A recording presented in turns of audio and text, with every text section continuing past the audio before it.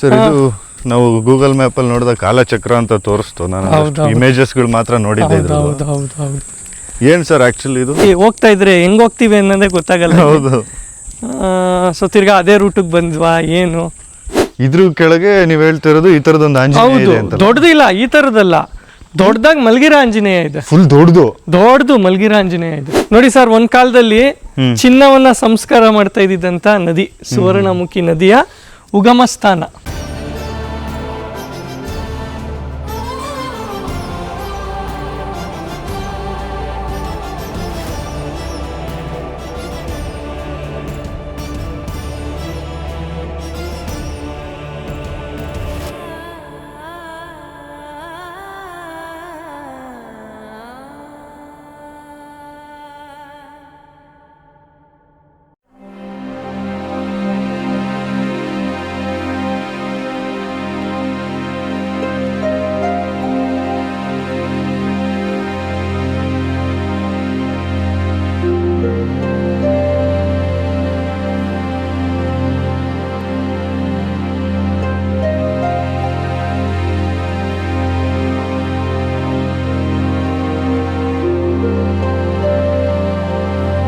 Sir ಇದು ನಾವು Google map ಅಲ್ಲಿ ನೋಡಿದ ಕಾಲಚಕ್ರ ಅಂತ ತೋರಿಸ್ತು. ನಾನು ಇಮೇಜಸ್ಗಳು ಮಾತ್ರ ನೋಡಿದ್ದೆ. ಏನ್ ಸರ್ ಆಕ್ಚುಲಿ ಇದು? ಸರ್ ಇದು ಈಗ ನಾವು ಮಾನವನ ವಿಕಾಸದ ಬಗ್ಗೆ ಹೋಗ್ತೀವಿ ವೈಜ್ಞಾನಿಕವಾಗಿ ಮಾತಾಡ್ಬೇಕಂದ್ರೆ. ಹೌದು. ಒಂದು ಹಳೆ ಶಿಲಾಯುಗ ಏನು old stone age, new stone age ಅಂತ ಹೇಳ್ತೀವಿ, neolithic age, iron age, metal age ಅಂತ. ಹಂಗೆ ಒಂದು ನ್ಯೂ ಸ್ಟೋನ್ ಏಜ್, ಒಂದು ಶಿಲಾಯುಗಕ್ಕೆ ನವಶಿಲಾಯುಗಕ್ಕೆ ಬಂದಂತ ಸಂದರ್ಭದಲ್ಲಿ ಸಾಕಷ್ಟು ಈ ತರ ಶಿಲಾಗೋರಿಗಳು ನೋಡಿ, ಈ ತರ ಚಿಕ್ಕದಾಗಿ ಕಲ್ಗಳನ್ನ ಜೋಡಿಸಿ ಚಪ್ಪಡಿ ಎಳ್ದಿರುವಂತದ್ದು ನೋಡಿ, ಅಲ್ಲಿ ನೋಡ್ತೀರಾ. ಈ ತರ ಸಾಕಷ್ಟು ನೋಡ್ತೀರಾ. ಇದೆಲ್ಲ ಸಮಾಧಿಗಳು, ಶಿಲಾ ಸಮಾಧಿಗಳು. ಅವರು ಆ ಕಾಲದಲ್ಲಿ ಹೇಗೆ ಆಚರಣೆಗಳು ಮಾಡ್ತಿದ್ರು, ಟ್ರೈಬಲ್ ಪೀಪಲ್ಸ್ ಇದ್ರು.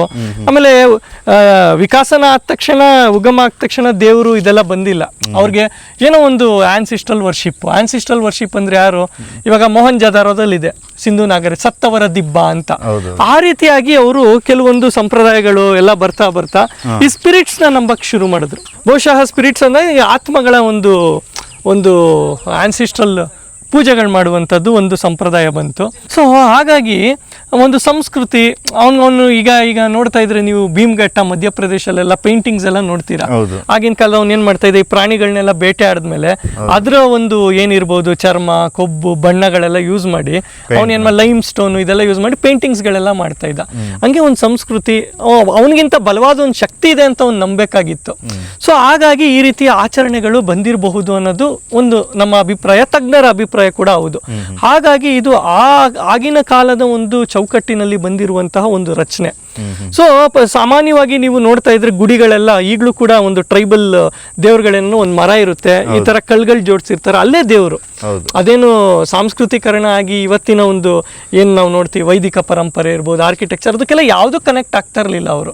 ಸೊ ನೋಡಿ ಆ ತರ ಎಲ್ಲ ಕಲ್ಗಳು ಜೋಡಿಸ್ಕೊಂತ ಇದ್ರು, ಅದರಲ್ಲೇ ಅವರು ಒಂದು ಅವ್ರ ಆನ್ಸಿಸ್ಟ್ರಲ್ ವರ್ಷಿಪ್ ಇರ್ಬೋದು, ಬಹುಶಃ ಅವ್ರು ನಂಬಿರುವಂತಹ ದೇವ್ರು ಇರ್ಬೋದು, ಆಚರಣೆ ಮಾಡ್ತಾ ಬಂದಿದ್ದಾರೆ.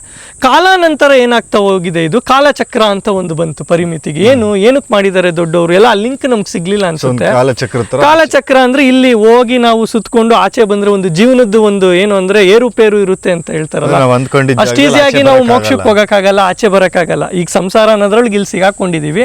ಹಾಗಾಗಿ ಒಂದು ಧಾರ್ಮಿಕ ಚೌಕಟ್ಟಲ್ಲಿ ಒಂದು ಮನುಷ್ಯ ಒಂದು ಚೌಕಟ್ಟಿನಲ್ಲಿ ನಡಿಬೇಕು ಅನ್ನೋ ಒಂದು ಲೆಕ್ಕಾಚಾರದಲ್ಲಿ ಈ ಒಂದು ಆಚರಣೆ, ಒಂದು ಪದ್ಧತಿ, ಸ್ಟ್ರಕ್ಚರ್ಗೆ ಕನೆಕ್ಟ್ ಆಗಿರ್ಬೋದು.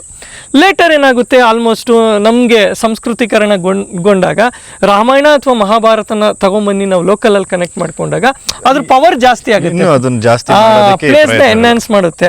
ಸೊ ಅದು ಮಹಾಕಾವ್ಯಗಳಾದಾಗ ಇದ್ರನ್ನ ಏನಂತಾರೆ ಪಾಂಡವರ ಇದ್ದಂತ ಗುಡಿ. ಆಮೇಲೆ ಇಲ್ಲಿನ ಐತಿಹ್ಯ ಸ್ಥಳ ಪುರಾಣ ಏನ್ ಹೇಳುತ್ತೆ ಅಂದ್ರೆ, ಬಹುಶಃ ಸ್ಥಳ ಪುರಾಣದ ಪ್ರಕಾರ ಮಹಾಭಾರತ ಯುದ್ಧ ಆದ್ಮೇಲೆ ಜನಮೇಜಯ ಅವನಿಗೆ ಯಾವ್ದೋ ಒಂದು ಕಾಯಿಲೆ ಬಂದ್ಬಿಡುತ್ತೆ. ಅವಾಗ ಅವನು ಕೃಷ್ಣ ಹೇಳ್ತಾನೆ, ನಿನ್ ಸೈನ್ಯಲೆಲ್ಲ ಕರ್ಕೊಂಡು ದಕ್ಷಿಣಕ್ಕೆ ಹೊಟ್ಟೋಗು, ಅಲ್ಲಿ ಸುವರ್ಣಮುಖಿ ಅಂತ ಒಂದು ತೀರ್ಥ ಇದೆ, ಅಲ್ಲಿ ನೀನ್ ಸ್ನಾನ ಮಾಡಿ ನಿನ್ ಪಾಪ ಪರಿಹಾರ ಆಗುತ್ತೆ, ಆಮೇಲೆ ನೀನ್ ಅಲ್ಲೇ ಇದ್ದು ಕೃಷಿ ಮಾಡ್ಕೊಂಡು ಜೀವನ ಮಾಡಿ ಅಂತ ಹೇಳಿದ್ರಂತೆ. ಸೊ ಹಾಗಾಗಿ ಅವರೆಲ್ಲ ಇಲ್ಲಿ ಬಂದು ಜನಮೇಜಯ ಇಲ್ಲಿ ಸ್ನಾನ ಮಾಡಿ ಈ 7 ಸುತ್ತಿನ ಕೋಟೆಯಲ್ಲಿ ಅವನು ಸುತ್ತಿ ಪಾಪ ಪರಿಹಾರ ಮಾಡ್ಕೊಂಡ ಅಂತ ಹೇಳ್ತಾರೆ. ತದನಂತರ ಬಂದಾಗ ಏನಾಗುತ್ತೆ, ಇದ್ರ 7 ಸುತ್ತಿನ ಕೋಟೆ ಚೋಳರ ಕಾಲದಲ್ಲಿ ಆಲ್ಮೋಸ್ಟ್ ಆ ರೀತಿ ಕನೆಕ್ಟ್ ಮಾಡ್ಕೊಂಡಿದ್ದಾರೆ. ಸೊ ನೀವು ನೋಡ್ಬೋದು ಒಂಥರ 7 ಆಯಾಮಗಳಿದೆ. ಆ ಸುತ್ತಲ್ ಮಧ್ಯದಲ್ಲಿ ಇರುವಂಥದ್ದು ಒಂದು ಕೋಟೆಯ ಪ್ರದೇಶ, 7 ಸುತ್ತಿನ ಒಂದು ಕೋಟೆ ಅಂತ. ಈಗಲೂ ಕೂಡ ನಮ್ಮ ಕರಗದ ಆಚರಣೆ ಎಲ್ಲ ಮಾಡಬೇಕಾದ್ರೆ ಆ ಊರುಗಳಲ್ಲಿ 7 ಸುತ್ತಿನ ಕೋಟೆ ಅಂತ ಒಂದು ಮಾಡ್ಕೊಂಡಿರ್ತಾರೆ. ಸೊ ಅಲ್ಲೋಗಿ ಶಕ್ತಿಯನ್ನು ಆಹ್ವಾನ ಮಾಡ್ಕೊಂಡ್ ಬರುವಂಥದ್ದು ಮಾತೃ ಆರಾಧನೆಯ ಒಂದು ಸಂಕೇತ ಅಂತಾನೆ ಹೇಳ್ಬೋದು. ನಮ್ಮ ಬೆಂಗಳೂರು ಕರ್ಗಕ್ಕೆ ಬಂದಾಗ BBMP ಇದೆಯಲ್ಲ ಇವತ್ತು GBA, ಅಲ್ಲಿದೆ 7 ಸುತ್ತಿನ ಕೋಟೆ. ಇದು ಈ ತರ ಇಲ್ಲ, ಅದು 7 ಸುತ್ತು ದೇವ್ರುಗಳಿತ್ತು ಹಿಂಗೆ. ಈಗ GB ಅವರು ಅದನ್ನ ಏನ್ ಮಾಡಿದ್ರು, ಸರ್ಕ್ಯುಲರ್ ಶೇಪ್ ಅಲ್ಲಿ ಇದೆ ಬೇಡ ಅಂತ ಹೇಳಿ ಈ ನಮ್ಮ ಈಗಿನ ಆರ್ಕಿಟೆಕ್ಚರ್ ಅಲ್ಲಿ ಟೆಂಪಲ್ ಕನ್ಸ್ಟ್ರಕ್ಟ್ ಮಾಡ್ಕೊಂಡ್ಬಿಟ್ಟಿದ್ದಾರೆ. ಅಲ್ಲಿ ಸಪ್ತಮಾತೃಕೆಯರು ಇದ್ರು, ಮಧ್ಯ ಆದಿಶಕ್ತಿ. ಇದು ಆದಿಶಕ್ತಿ ಅಂದ್ರೆ ನೀವು ಸುತ್ತ ಹೋದ್ರೆ 7 ಜನ ಸಪ್ತಮಾತೃಕೆಯರು, ಬ್ರಾಹ್ಮಿ, ವೈಷ್ಣವಿ, ಕೌಮಾರಿ. ಏನು ಗಂಗರ ಕಾಲದಲ್ಲಿ ಆರಾಧನೆಗಳು ಬಂತು, ಕೆರೆ ಕಟ್ಟೆಗಳ ಹತ್ರ ಎಲ್ಲ ಸಪ್ತಮಾತೃಕೆ ಆರಾಧನೆ ಪ್ರಮುಖವಾಗಿತ್ತು. ಹಂಗೆ ನೋಡೋದಾದ್ರೆ ಅಣ್ಣಮ್ಮ ದೇವಿನೂ ಸಪ್ತಮಾತೃಕೆಯರ ಆರಾಧನೆಗೆ ಸೇರುವಂಥದ್ದು. ಹಾಗಾಗಿ ಹಂಗೆ ಬ್ಲಡ್ ಆಗ್ತಾ ಬಂದಂಥ ಒಂದು ಸಂದರ್ಭದಲ್ಲಿ ಈ ಕರ್ಗಕ್ಕೆ ಸುಮಾರು ಒಂದು 800 ವರ್ಷ ಇತಿಹಾಸ ಇದೆ ಅಂತ ಹೇಳ್ತೀವಲ್ಲ, ಇದೆಲ್ಲ ಕನೆಕ್ಟ್ ಮಾಡಿಕೊಂಡೆ. ಸೊ ಹಾಗಾಗಿ ಶಿಲಾಯುಗದಿಂದ ಬಂದಿರುವಂತಹ ಈ ಒಂದು ಆಚರಣೆ ಸಾಂಪ್ರದಾಯಿಕವಾಗಿ, ಸಾಂಕೇತಿಕವಾಗಿ ಸಾಂಸ್ಕೃತಿಕರಣಗೊಂಡು ಅದ್ರ ಮೌಲ್ಯ ಮಹತ್ವಗಳನ್ನು ಹೆಚ್ಚಿಸಿಕೊಂಡು ಸ್ಟಿಲ್ ಇವನ್ನೆಲ್ಲ ಡಿಸ್ಟರ್ಬ್ ಮಾಡ್ದಂಗೆ ಎಲ್ಲ ಶತಮಾನಗಳಿಂದ ಉಳಿಸ್ಕೊಂಡ್ ಬಂದಿದ್ದಾರೆ. ಅಂದ್ರೆ ಎಲ್ಲರಿಗೂ ಇದ್ರ ಮೇಲೆ ಏನೋ ಒಂದು ನಂಬಿಕೆ ಇದೆ, ಒಂದು ಕ್ರಿಯೇಟ್ ಮಾಡಿ ಇಟ್ಟಿದ್ದಾರೆ. ಹೌದು ಖಂಡಿತ. ಈಗ ಕೆಲವೊಂದು ಏನಾಗುತ್ತೆ ಅಂದ್ರೆ ನಾನು ಅದರಲ್ಲೂ ಈ ಕಾಲಚಕ್ರ ಅನ್ನೋ ತರ ಎಲ್ಲ ಇಟ್ಬಿಟ್ರೆ ಜನ ಒಂಥರ ಪಜಲ್, ನೀವು ಏನೋ ಒಂದು ಟೈಮ್ ಲೈನ್ ಹೋದಂಗೆ, ಹೇಗೆ ಟೈಮ್ ಟ್ರಾವೆಲ್ ಹೋದಂಗೆ ಆತರ ಒಂದು ಇಲ್ಲಿ ಬಂದಾಗ ಬೆಂಗಳೂರಲ್ಲೂ ಈ ತರ ಒಂದು ಪ್ಲೇಸ್ ಇದೆಯಪ್ಪ ಅಂತ ಕನೆಕ್ಟ್ ಆಗ್ತಾ ಹೋಗಿದೆ ನೋಡಿ. ವಾತಾವರಣಕ್ಕೆ ಎಲ್ಲಾ ಕಡೆನೂ ಆ ಕಲ್ಲುಗಳನ್ನ ಜೋಡಿಸ್ಕೊಂಡು ಬಂದಿದ್ದಾರೆ. ಹೌದೌದು. ಬನ್ನಿ ಸರ್. ಬಹುಶಃ ಆಗಿನ ಕಾಲದಲ್ಲಿ ಸರ್ ಒಂದು ಶಕ್ತಿ ಸ್ಥಳ ಅಂತ ಒಂದು ಸೆಂಟ್ರ್ ಊರಿನ ಮಧ್ಯಭಾಗನ ಏನಾದ್ರು ಒಂದು ಫೋಕಸ್ ಮಾಡಿ ಒಂದು ಗ್ರೂಪ್ ಆಗಿ ಆಚರಣೆ ಮಾಡಿದಾಗ ಸೊ ಈ ತರ ಎಲ್ಲ ಕಾನ್ಸೆಪ್ಟ್ ಬಂದಿರ್ಬೋದು ಅಂತ ಒಂದಿದು ನೋಡಿ. ಹೋಗ್ತಾ ಇದ್ರೆ ಹೆಂಗ್ ಹೋಗ್ತೀವಿ ಅನ್ನೋದೇ ಗೊತ್ತಾಗಲ್ಲ. ಸೊ ತಿರ್ಗಾ ಅದೇ ರೂಟಿಗೆ ಬಂದ್ವಾ ಏನು ಕನ್ಫ್ಯೂಷನ್ಸ್ ಆಗುತ್ತೆ ಇಲ್ಲಿ ಆಲ್ಮೋಸ್ಟ್. ನೋಡಿ ಆಚೆ ಬಂತು ಅನ್ಕೊಂಡ್ವಿ, ಒಳಗೆ ಇದ್ದೀವಿ. ಸೊ ಜೀವನ ಅನ್ನೋದು ಹೀಗೆ ಇರುತ್ತೆ ಅನ್ನೋದಕ್ಕೆ ಒಂದು ನಿದರ್ಶನ ಇರ್ಬೋದು. ಅದು ಪ್ರಕೃತಿಲೇ ಒಂದು ಪಾಠ ಇರ್ಬೋದು ನಮ್ಗೆ. ತಾಳ್ಮೆಯಿಂದ ನೀನು ಹೋಗ್ತಾ ಇದ್ರೆ ಹೌದು ಆಚೆ ಬರ್ತೀಯ. ಹೌದು, ಒಂದು ಪಜಲ್ ಗೇಮ್ ತರನೂ ಆಗುತ್ತಲ್ಲ ಸರ್ ಇದು. 1 2 3 4 5 6 ಗುಡಿ ಸರ್ 7. ಓಕೆ ಈ ಲೆಕ್ಕದಲ್ಲಿ 7 ಸುತ್ತಿನ ಕೋಟೆ ಅಂತ. ನಾವು ಈ ಪಕ್ಕದ ಸಾಲಲ್ಲಿ ಹೋಗ್ಲೇ ಇಲ್ಲ ಅನ್ಸುತ್ತಲ್ಲ ಸರ್, ಹೋದ್ವಾ ಗೊತ್ತಿಲ್ಲ ಸರ್. ಐ ಥಿಂಕ್ ಇಲ್ಲ, ತಿರ್ಗಾ ಇಲ್ಲಿ ಬಂದ್ವಿ. ಈ ಸಾಲಲ್ಲಿ ಬಂದೇ ಇಲ್ಲ ಸರ್ ನಾವು. ಹೌದು ಅಲ್ವಾ? ಹೌದು ನೋಡೋಣ. ಇದು ಎಕ್ಸಿಟ್ ಆಗುತ್ತೆ ಈಗ. ಓಕೆ, ಇನ್ನೊಂದು ಸಾಲ್ ಮಿಸ್ ಮಾಡ್ತೀವಿ. ಓಕೆ ನೋಡಿ ಹೇಗೆ ಮಾಡಿದ್ದಾರೆ. ಅಲ್ಲಿಗೆ ಹೆಂಗೆ ಹೋಗೋದು? ಅದೇ ಅಪ್ಪ. ಸೊ ಅದೆಲ್ಲಿ ಕನೆಕ್ಷನ್ನೇ ಇಲ್ಲ. ನೋಡೋದು ಹಿಂಗೆ ಹೋದ್ರೆ ಏನಾರು ಆಗುತ್ತಾ ಉಲ್ಟಾ? ನೋಡಿ ಟ್ರೈ ಮಾಡಿ ನೋಡಿ, ಅಲ್ಲೆಲ್ಲಾದ್ರೂ ಓಪನ್ ಇದೆಯಾ ಅಂತ.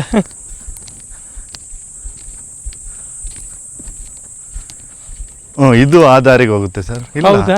ಇಲ್ಲ, ಇದು ಮತ್ತೆ ಅಲ್ಲೇ ಬಂತು ಸರ್. ಇಲ್ಲ, ಇಲ್ಲೇ ಬರ್ತೀವಿ. ಆಯ್ತು, ಔಟರ್ ಲೇಯರ್ ನಾವು ಬರೋದೇ ಇಲ್ಲ ಅನ್ಸುತ್ತೆ. ಓಕೆ, ಏನೋ ಒಂದು ಕಾನ್ಸೆಪ್ಟ್ ಮೇಲೆ ಮಾಡಿದ್ದಾರೆ. ಇದೊಂದು ಲೇಯರ್ ಎಲ್ಲೋ ಏನೋ ಮಿಸ್ ಆಗ್ಬಿಟ್ಟಿರ್ಬೋದು. ಇರಬಹುದು. ಇಲ್ಲ, ಈಗ ಬರುತ್ತೆ ಸರ್. ಓಕೆ ನೋಡಿ, ಎಂಟ್ರಿ ಈ ಕಡೆ ಹಿಂಗೆ ಅನ್ಸುತ್ತೆ. ಓಕೆ ಬಂದ್ವಲ್ಲ, ಲಾಸ್ಟ್ ರೋಗು ಬಂದ್ವಿ. ಈ ಸತಿ ಆಚೆ ಹೋಗುತ್ತೋ ಮತ್ತೆ ಇನ್ನೊಂದು ನೋಡಿ ಇನ್ನೇನು ಬರಬೇಕೋ ಗೊತ್ತಿಲ್ಲ. ಬಹುಶಃ ಎಂಡ್ ಇದೆಯಾ ಇಲ್ಲ ಆಚೆ ಇದೆಯಾ? ಇಲ್ಲ ಸರ್. ಹೌದಾ? ಇಲ್ಲ, ಆಚೆ ಇಲ್ಲ. ಅಯ್ಯಯ್ಯೋ, ಒಟ್ನಲ್ಲಿ ಲಾಸ್ಟ್ ಲೇಯರ್ಗೂ ಬಂದ್ವಿ. ಕರೆಕ್ಟ್. ಇದು ಯೂಸೇ ಮಾಡಿರ್ಲಿಲ್ಲ. ಹೌದು ಮಧ್ಯದಲ್ಲೇ ಓಡಾಡ್ತಾ ಇದ್ವಿ. ಹೌದು. ಸೊ ಈಗ ಆಚೆ ಬರ್ತೀವಾ? ಸೊ ಇದು ಪರ್ಫೆಕ್ಟ್ ಸರ್. ಕರೆಕ್ಟ್. ಈಗ ಅಷ್ಟು ಸುತ್ತುಗಳನ್ನ ಸುತ್ತಿ ನೋಡಿ ಇಲ್ಲಿಗೆ ಬಂದು ಮತ್ತೆ ಆಕತಿಗೆ ಕಳಿಸ್ತಾ ಇದೆ. ಗೊತ್ತಾಯ್ತು. ಸೊ ಒಂದು ಪ್ರದಕ್ಷಿಣೆ ಮಾಡ್ದಂಗೂ ಆಗುತ್ತೆ ಅನ್ಸುತ್ತೆ. ಬಹುಶಃ ಹೇಳ್ತಾರಲ್ಲ, ಈಗ ದೇವಸ್ಥಾನಕ್ಕೆ ನೀವು 11 ಸುತ್ತು ಸುತ್ತಿ 21 ಸುತ್ತು ಸುತ್ತಿ. ವಾವ್. ಸೊ ಈಗ ಹಿಂಗೋದ್ರೆ ನಮ್ಗೆ ಸುವರ್ಣಮುಖಿ ಸಿಕ್ಕಿದ್ರು. ಈ ಸ್ವಲ್ಪ ಡೆಪ್ತ್ ಕಾಡಿಗೆ ಡೆಪ್ತ್ ಇಂಟರ್ನಲ್ ಬಂದಿದ್ದೀವಿ. ಸೊ ಈ ಕಲ್ಯಾಣಿಯಿಂದ ನಾವು ಕೆಳಗಡೆ ಇದ್ದರೆ ಬೂದೇನಹಳ್ಳಿ ಅಂತ. ಸೊ ಅಲ್ಲಿ ಕೆಂಪೇಗೌಡರದ್ದು ಒಂದು ಶಾಸನ ಇದೆ, ಗುಲೆಟ್ಟಿ ಕಾವಲ್ ಅಂತ ಡ್ಯಾಮ್ ಹತ್ರ. ಅಲ್ಲಿ ಸೊಳ್ಳೆಪುರ ಅನ್ನುವಂಥ ಗ್ರಾಮ ಚೆನ್ನಮ್ಮನ ಮಠ ಅಂದರೆ ಒಂದು ಮಠಕ್ಕೆ ಕೊಟ್ಟಿರೋದು. ಸೊ ಈಗ ಮಠ ಬಂದು ಒಳಗಡೆನೆ ಇದೆಯಂತೆ, ಅಲ್ಲಿ ಹಂಗಿಂದ ಬರ್ಬೇಕು ಎಂಟ್ರೆನ್ಸು. ಬಟ್ ಫಾರೆಸ್ಟ್ ಪರ್ಮಿಷನ್ ಎಲ್ಲ ತಗೊಬೇಕಂತೆ, ತುಂಬಾ ಅದು ಎಲಿಫೆಂಟ್ ಝೋನ್ ಅಂತೆ. ಸೊ ಪರ್ಮಿಷನ್ ತಗೊಂಡ್ರೆ ನಾವು ಐ ಥಿಂಕ್ ಡೆಫಿನೆಟ್ಲಿ ವರ್ಷಕ್ಕೆ ಒಂದ್ಸಲಿ ಮಾತ್ರ ತೆಗಿತಾರಂತೆ. ಕೆಲವಾರು ಯಾರು ಇಂಪಾರ್ಟೆಂಟ್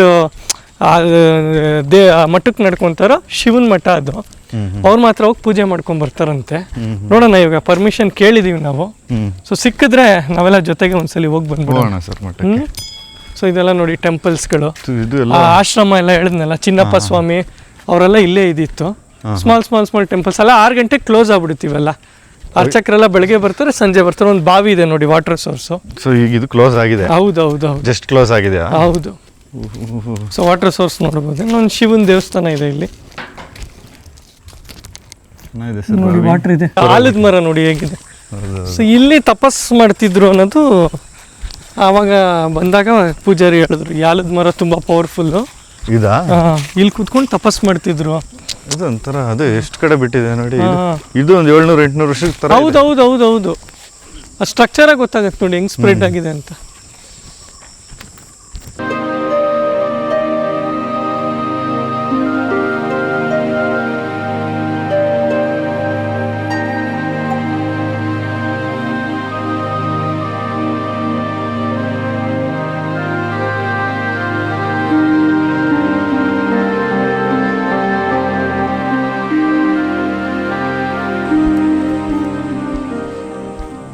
ಓ, ಇದೇನಾ ಸರ್ ಕಲ್ಯಾಣಿ?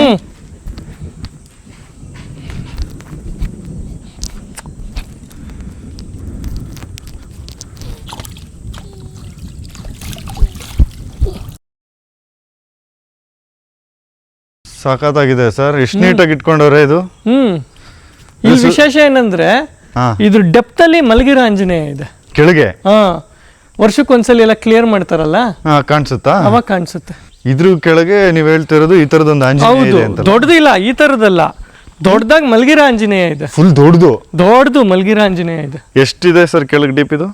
ಸರ್ ಇದೆ ಸರ್, ಒಂದು 30-40 ಅಡಿ ಆಳ ಇದೆ. ಹೌದಾ? ಹೌದು, ಕೆಳಗಡೆ ಇದೆ ಅದು. ಓಕೆ, ಹಿಂಗಾರೆ ಮೆಟ್ಲು ಹಿಂಗೆ ಮೆಟ್ಲು ಸ್ವಲ್ಪ ಇದೆ. ಸ್ವಲ್ಪ ಇದೆ, ಆಮೇಲೆ ಡೆಪ್ತ್ ಇದೆ. ಇಲ್ಲಿ ಸ್ವಲ್ಪ ಇದು ಇದ್ರ ಕೆಳಗಡೆ ಹೋಗ್ಬೇಡಿ ಅಂತಾರೆ ನೋಡಿ ಸರ್. ಒಂದ್ ಕಾಲದಲ್ಲಿ ಚಿನ್ನವನ್ನ ಸಂಸ್ಕಾರ ಮಾಡ್ತಾ ಇದ್ದಿದ್ದಂತ ನದಿ ಸುವರ್ಣಮುಖಿ ನದಿಯ ಉಗಮ ಸ್ಥಾನ. ಸೊ ನಾವು ಬೆಂಗಳೂರಿನ ಇನ್ನೊಂದು ನದಿ, ತೀರ್ಥಕ್ಷೇತ್ರ ಇನ್ನೊಂದು ನದಿಗೆ ಬಂದ್ವಿ ನೋಡಿ. ಆಮೇಲೆ ಪ್ರಮುಖವಾಗಿ ನಿಮ್ಗೆ ನೋಡೋದಾದ್ರೆ 3 ಮೀನು ಒಂದೇ ಮುಖ ಸ್ಟ್ರಕ್ಚರ್ ನೀವು ನೋಡ್ಬೋದು. ಅದೊಂದು ಸ್ಟ್ರಕ್ಚರ್ ಇದೆ, ಅದು ಮೈಥುನಕ್ಕೆ ಸಂಬಂಧಪಟ್ಟಿರೋದು ಒಂದು ಇದೆ.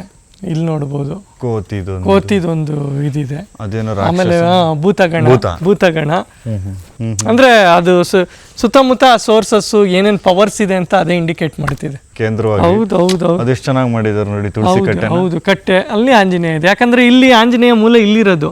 ಯಾವಾಗ್ಲೂ ನಾವು ಅದಕ್ಕೆ ಈಜು ಮಾಡಕ್ ಬಿಡಲ್ಲ. ಇಲ್ಲಿ ಏನೋ ಸ್ನಾನ ಮಾಡ್ಕೊಂಡ್ ಬಂದು ದರ್ಶನ ಮಾಡ್ಕೊಳ್ಳಿ ದೇವ್ರನ್ನ ಅಂತಾರೆ. ಸ್ನಾನ ಅಂದ್ರೆ ಇಳಿದೆ ಇನ್ನೊಂದು ಅಲ್ಲಿ ಗಂಟೆ ಇಳಿಬೋದು ನೋಡಿ, 4 ಸ್ಟೆಪ್ ಇನ್ನೊಂದು. ಬಟ್ ನೀರು ನಾವು ಬಂದಾಗ ಅಲ್ಲಿ ಗಂಟ ಇತ್ತು, ಆಂಜನೇಯನ್ 1 ಸ್ಟೆಪ್ ಡೌನ್ ಗಂಟ ಇತ್ತು. ಅಂದ್ರೆ ಮೋಸ್ಟ್ಲಿ ಅದೇ ನಾವ್ ಇನ್ನೊಂದು ಮಳೆಗಾಲ ಬಂದ್ರೆ ಇನ್ನ ಹೈಟ್ ಆಗುತ್ತೆ ನೋಡಿ. ಇಲ್ಲಿ ಬ್ಲ್ಯಾಕ್ ಬರುತ್ತಲ್ಲ, ಇಲ್ಲಿ ಗಂಟ ಬರುತ್ತೆ ನೀರು. ಸೊ ಆಲ್ಮೋಸ್ಟ್ ನೋಡಿ, ಇಲ್ಲಿಂದ ಹುಟ್ಟು ಈ ನದಿ ಟಿಕೆ ಫಾಲ್ಸ್ ಆಗಿ ಅಲ್ಲಿ 70 ಅಡಿಗಳ ಆಳ ಇಳಿಯುತ್ತೆ. ತೊಟ್ಟಿಕಲ್ ಫಾಲ್ಸ್, ಅಲ್ಲಿಂದ ಮುನಿನಗರ ಡ್ಯಾಮ್ ಇಂದ ಆರವಳ್ಳಿ ರಿಸರ್ವರ್ ಇಂದ ವೃಷಭಾವತಿಗೆ ಸೇರುತ್ತೆ. ಚೆನ್ನಾಗಿದೆ ಸರ್. ಇದು ಬೆಂಗಳೂರಿನ ಸುವರ್ಣಮುಖಿ ನದಿಯ ಕತೆ. ಥ್ಯಾಂಕ್ ಯು ಸರ್, ತುಂಬಾ ಖುಷಿ ಆಯ್ತು. ಧನ್ಯವಾದಗಳು ಸರ್. ಇಲ್ಲಿ ಬಂದು ಒಂಥರ ಮೈಂಡ್ ಕಾಮ್ ಆಯ್ತು. ನಿಮಗೂ ಥ್ಯಾಂಕ್ ಯು.